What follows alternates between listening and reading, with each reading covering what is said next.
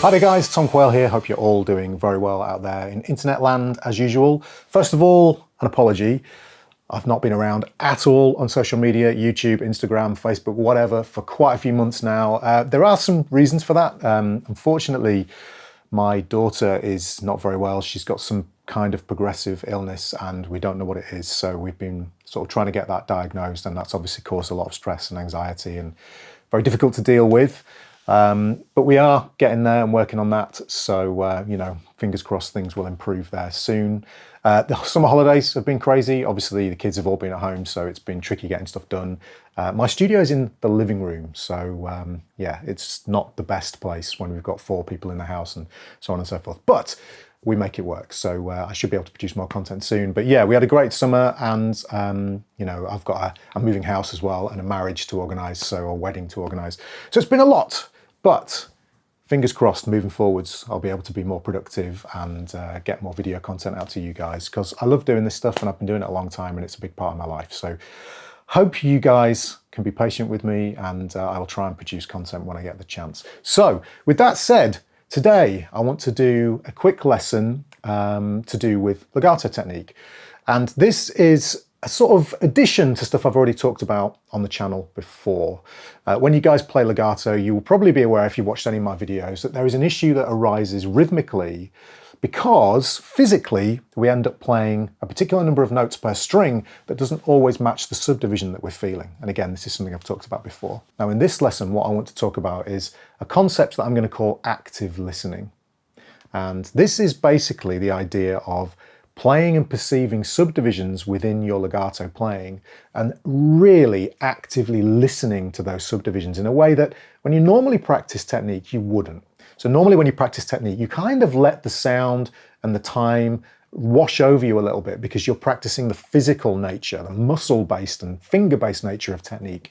But in this instance, when we're doing legato, we really have to make sure that we're really perceiving those subdivisions in a very, very clear and strong manner.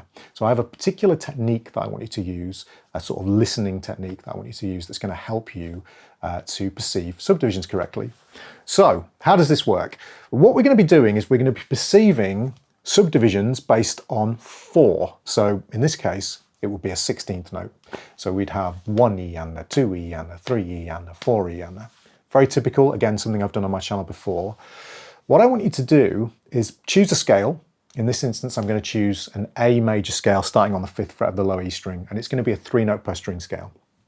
Okay, the reason it's 3-note per string is because that's generally what we use for legato in order to maximize the number of notes we can play on each string. And in this instance, what I'm going to do is I'm going to play through that scale ascending and descending using legato. So pick, hammer, hammer, and then change string, pick, hammer, hammer, so on and so forth. As I descend, I'm going to go pick, pull off, and I'm going to really actively listen for those groups of 4. Even though we're playing groups of 3 on each string, I'm going to listen for those groups of 4. And the way that I'm going to make myself forcefully listen is I'm going to audiate or say where the downbeats are out loud. Okay? So I'm not just going to listen, I'm going to prove to myself that I'm actually hearing and perceiving those groups of 4 by stating where the downbeats are out loud. And by stating them out loud, externalizing them, it helps me to know that I'm actually doing this in the right place and I'm really feeling those groups of 4 and actively listening to them. And again, active listening is where you are really concentrating on what you're listening to and trying not to let your mind wander. It's a little bit like kind of practice-based mindfulness. You're trying to not let your mind wander away from the task that it's on. When you do mindfulness, that might be listening, sort of concentrating on your breathing and not being distracted by other sounds and by other thoughts. In this instance, this is you are listening to those subdivisions and not being distracted away. You're really concentrating on where those downbeats are, okay? So A major would be like this. And again, that's groups of 3 physically, and I want those groups of 4 in terms of the sound that I'm perceiving. So I'm going to very slowly play through that scale using legato. So in my case, pick, hammer, hammer, pick, hammer, hammer, so on and so forth, and perceive those groups of 4. So 1, 2, 3, 4, 1. Okay, so I did a whole bar from beat 1 coming back round to beat 1 of the next bar. So 1, 2, 3, 4, 1. Now, if you've never done this before, and you're not a drummer, or you're not a keyboard player, where you have to split the brain in two to play your instrument, in 4 limbs in the case of drums and 2 in the case of piano, you may find that this is almost impossible. It's like patting your head and rubbing your belly or vice versa at the same time. You have to split your brain in 2 because you are physically playing groups of 3. As you move to the new string, you play another group of 3. So it physically feels like 3, but perceptually you are trying to hear and state with your voice groups of 4. Now, I've mentioned on the channel before that when you pick, this is a non-issue because you can accent, so you can go.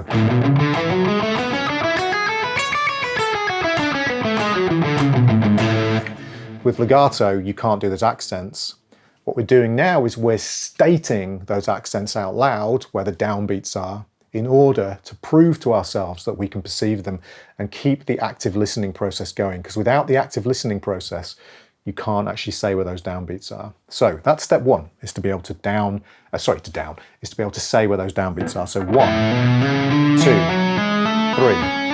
4, 1, 2, 3, 4, 1. Now what's super important is you try and keep those stated numbers as tightly placed with your finger movements as possible, so the 2 things become synonymous, they become 1. So 1, 2, 3, 4, 1, 2, 3, 4, 1. If you perceive any hesitation in your voice, what you want to do is slow down and then become more confident at a slower tempo.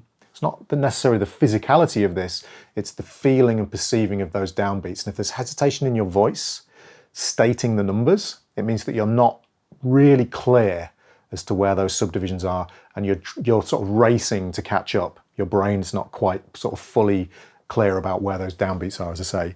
So really slow at first. 1, 2, 3, and really learn to feel what that group of 4 sounds like, or perceive what that group of 4 sounds like, both in oral space and in physical space. So the next step after you've done that is to start from somewhere else within the scale. Now you could have ascended and descended through the scale as many times as you like. It doesn't just have to be 1 bar, as I did. You could keep going and say those numbers, the downbeats out loud. Once you're comfortable with that, and you're comfortable with starting on this first finger, you can start anywhere else within the scale. So it might be that you just start on the second finger. So it could be 1, 2, 3, 4, 1. You could start on the little finger here on the 3rd note of the scale. 1, 2, 3, 4, 1. Okay? So on and so forth. You could start from anywhere else in the scale and pull off. You could descend this way. So you might start from, let's say, the 7th fret on the B string, which would be the 9th fret on the B string, which would be the 8th for me because of my tuning.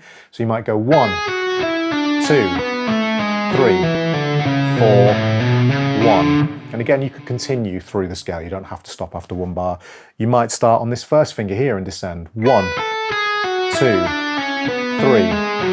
4, 1. The idea being, make sure that you can start from any point within the scale and continue and feel actively listening for these subdivisions. 1, 2, 3, so on and so forth, 4. Okay, now you might find that you can get this pretty fast. 1, 2, 3, 4, 1, 2, 3, 4, 1, 2, 3, 4. Don't hyperventilate, that's really important. Remember to breathe. You get into sort of circular breathing where you can say the numbers breathing in as well. Basically, it's not necessarily about the speed here. It's about perceiving and actively listening to those subdivisions. So this is step 1, playing through the scale in this way, okay? Up and down, ascending, descending from any point within the scale and really actively listening for those subdivisions, the groups of 4. The next step is to start to get a little bit more improvisational with it. So what I would do is I would start mixing the notes up within the scale, but keep it fairly scalic. So you're not having to make very large choices. The more choice you have as to which notes you play, the more you'll find this will start to fall apart because, again, you're working on 2 things at the same time. The perception of the subdivisions and active listening to them, and the note choice. So if we keep the note choice fairly limited, we remain fairly scalic, but we start to mix things up a little bit. We can work our way towards improvisation.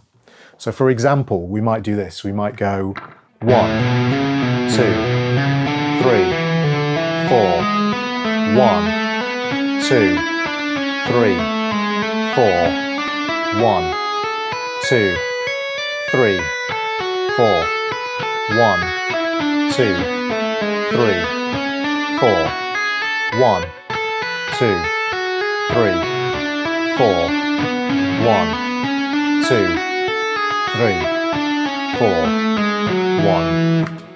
Now I noticed there that I had a little hesitation at 2 points. I had a physical issue where I missed a note, and I have a very loud, a very kind of high threshold noise gate on there as well. So when I miss a note, it's brutal.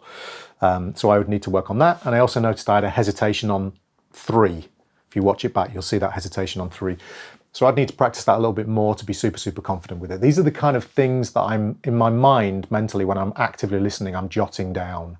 And again, if I was doing this very passively and just not thinking too hard about it, just letting my fingers run, none of these things would present themselves particularly well. But in this case, because of the active listening, I am actually perceiving these things.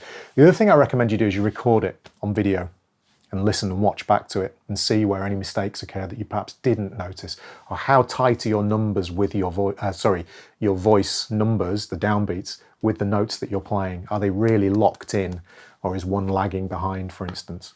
So that's the next step, is to become a little bit more improvisational.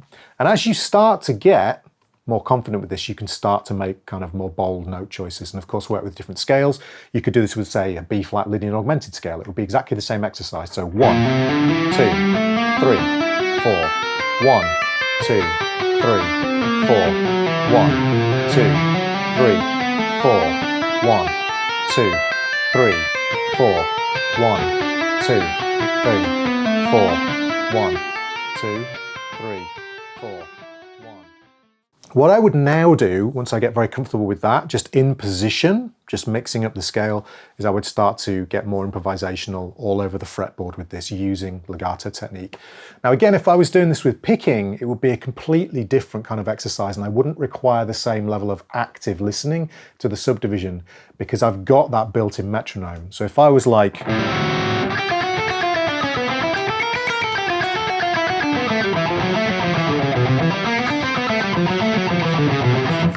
dagga, dagga, dagga, dagga, dagga, dagga, da. I can actually start to perceive that time just with the right hand because of the metronomic nature of picking. Whereas with legato, it's nowhere near as metronomic because of the nature of the technique itself, because I can't play those accents. So as I'm improvising, I really have to actively listen to where those subdivisions are. And this is again part of the exercise. Now, if you would like to know more about how I'm improvising the lines that I'm about to show you, the kind of improvisation that I'm doing, you can check out down below Modern Legato Part 3. You'll find a link down below to that on my website. You don't need parts 1 and 2 if you don't have those. They're all standalone lessons. And it's a kind of guide as to how to create some of the lines that I play whilst I'm improvising, the legato lines. These kind of...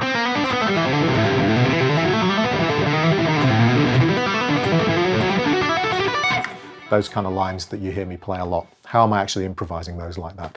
So if you want to check out how to actually do that, check out Modern Legato Part 3, and that will pair really well with this lesson.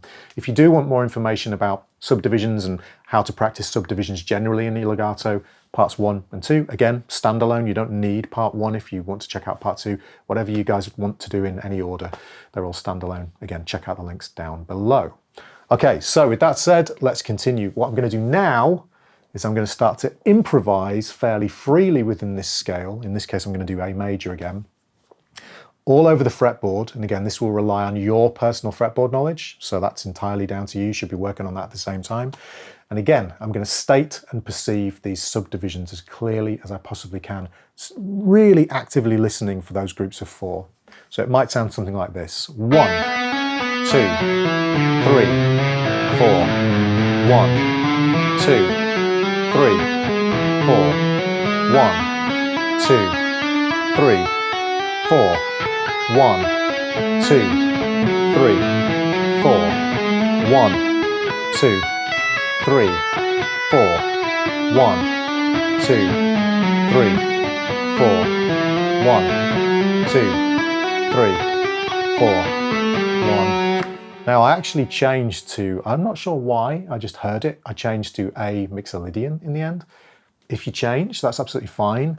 You should really stick with the scale. If you do it intentionally, that's fine, like I did there. But if you're doing it because you're making a mistake, that's a little different. Try and stick with the scale that you should have been playing, which was, in my case, A major, okay? And I'm, again, really, really clearly hearing actively and stating where those downbeats are. 1, 2, 3, 4, okay? And again, entirely up to you as to how you do this, but if you at some point want to try and speed this up, you can absolutely do that. So 1, 2, 3, 4, 1, 2, 3, 4, 1, 2, 3, 4, 1, 2, 3, 4, 1, 2, 3, 4, 1. Okay? Get the idea? And you can see I'm actively listening because I'm closing my eyes and I am really concentrating on where those downbeats are in a way that is not really sustainable for a long period of time. I don't do this when I'm playing, obviously, I just do it when I'm practicing to lock in. So if you only, as I say, end up doing this for 5 to 10 minutes at a time, that's absolutely fine. So that is the concept, active listening within your legato playing to perceive those subdivisions. Now, of course, you could do this with any subdivision. If you want to do it with 16th note triplets or 8th note triplets, whatever you want to do, that's absolutely cool, of course. In this instance, I'm doing it with just standard 16th notes, effectively, groups of 4. So, hope you enjoyed that, guys. As usual, if you want to support me in what I'm doing here, if you enjoy these lessons, that would be great. You can check out all of the links down below for the lessons on my website, especially the legato lessons. And of course, the Ultimate Legato Practice Toolkit. The Ultimate Fretboard Visualization lesson is down there as well that goes with my app Solo. And I do have more apps coming soon. Some really cool practice tools that I've been working on with BB and Mike, and also some stuff I've been working on my own as well. So keep an eye out for those, guys. More announcements coming soon. Hopefully I can upload some more videos and be more productive now that summer is over. So hope you guys find this useful. Enjoy practicing, practice well, and I will see you guys in the next video. Thanks so much for watching. Hit the like and subscribe if you enjoy. Bye-bye.